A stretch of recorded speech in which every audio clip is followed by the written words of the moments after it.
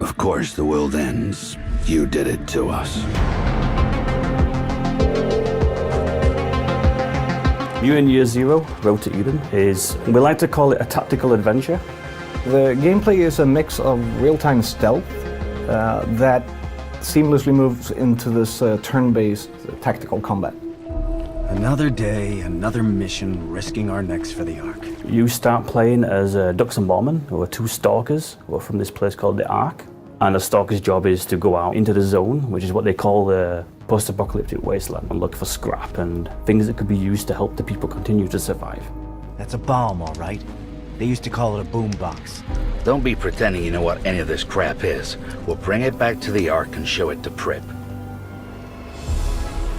Yeah, so the Ark, your only safe haven. Of course, this is your kind of your classic hub. It's the place where you live. It's like a collection of mutants who have come together.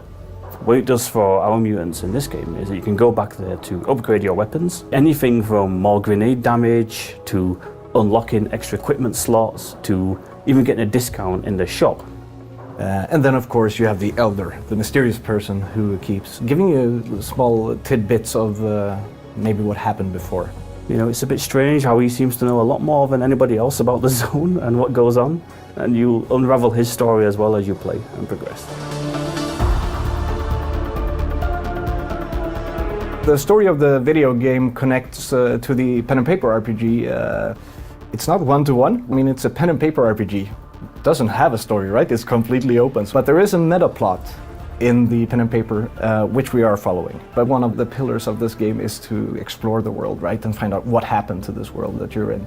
And then, very importantly, it's set in a very local environment that we all know, which was one of the things that was always encouraged in the mutant pen and paper games. To put this where you live, so you know the area, but now it's 500 years later, or whatever age you think it is.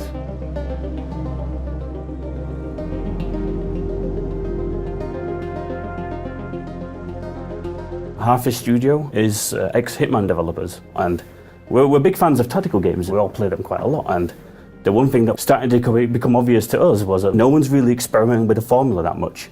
So we thought that we would take the tactical genre, which is a really solid rule set, and then just see, okay, how far can we push this? And we look at the things that people find really annoying in tactical games and see if we can solve that. And we concentrated a lot on the getting in and out of tactical combat and bringing some of the stealth experience we have from making the Hitman games and applying that to our universe.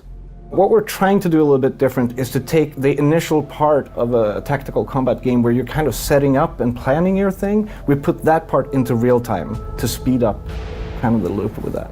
That gave us the opportunity to tell the story while you're the voyeur. As Hitman developers, we know that this works really well, right? Like when you're walking through, we can also tell a bit of story while you're setting up your ambush. Check that guy out. You see him? Head like an infected mushroom.